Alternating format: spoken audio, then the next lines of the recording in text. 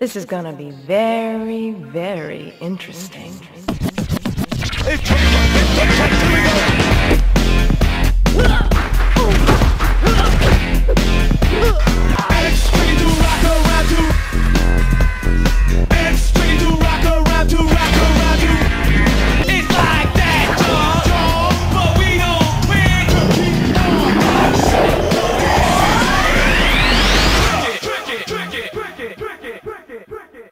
Hello everybody and welcome to another enlightening episode of Maikeru Reviews. I am Maikeru and this is the Death Mountaineers YouTube channel.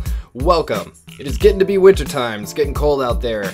Everybody's bundling up, getting their winter jackets out, trying to avoid the cold any way they can, so I thought, why not do SSX Tricky? Friends, let me take you back to November 2001.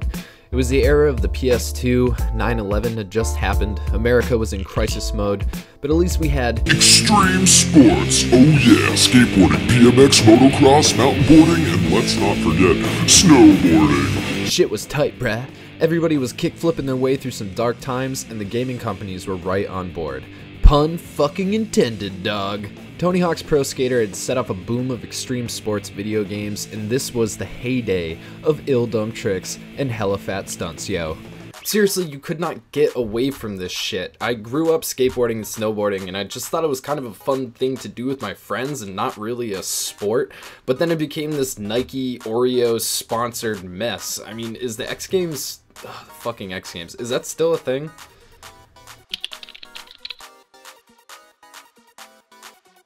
At this time, big sports gaming company EA was looking to cash in as well, but this was a different time, people. EA was actually a good company back in the early 2000s, and you could count on them to put out some great shit when they got their hands in the pie, like Burnout, possibly the best racing game that ever existed. And I emphasize game because that's what it was, not a simulator, a game. So enter SSX Tricky, SSX being short for Snowboard Supercross. This is the second installment in the SSX lineup, but the first one is pretty bad, so we don't talk about it. Now, I originally had this game for GameCube, but like I mentioned in previous episodes, that shit got stolen from me, so I'm playing it on the PS2. But it's still pretty good, even though I prefer the GameCube version much more. SSX Tricky is one of those best of both worlds games. Half racing game, half Tony Hawk-esque trick attack extreme sports titles. It's one of those games you can just pick up whenever and have a good time, regardless of how long it's been. Or it's a game you can sit down and really focus on. There's also a 2-player split screen mode as well, so you can have that classic couch time with your friends. With 12 well-designed, weird, campy-ass characters, 10 unique and awesome levels, and a killer soundtrack done by your boy, Razel. Tricky's not a game you're gonna be forgetting anytime soon. Seriously, check some of these characters out. This is Mac. He was my favorite when I was a kid. I kinda hate him now, but he's got the best trick stat in the game. I got the skills to pay the bills! Little wannabe ghetto fucking weirdo. Kaori is my second and now most favorite. She's a little Japanese girl who excels in tricks, but is also an awesome racer, and you know, has great costumes. Speaking of which, there's a shit ton of unlockables in this game, from new outfits to new boards to secret levels, and even unlockable characters like this total nutjob Simon.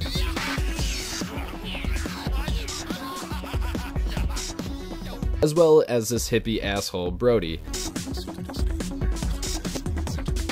The goal of SSX is to get a gold in every single event, as well as complete your trick book. All you have to do to complete the game is do that with every single character. Since I started playing the PS2 version, I've only done that with Mac and Kaori, but my GameCube save file was complete. Racing is super fun and it's my preferred mode. The tracks are great and super fast, there's shortcuts everywhere, and you can even make some of your own. As you hit jumps and do tricks, you build up your boost meter. When your meter is full, you can pull off an Uber trick. And can we just look at these for a sec? Like, what the fuck? I mean, the riders are using clip-in bindings, but still, this is even worse than some Tony Hawk shit I've seen. And once you've pulled off 6 Uber tricks, you have infinite boost for the rest of the race. One of my favorite parts of this mode is the knockdowns. You can actually use the right analog stick to make your character shove in 4 different directions. If you get a good hit, you'll knock your opponent on their ass and instantly fill your boost meter. Now, the more you fuck with a character, the more they'll hate you.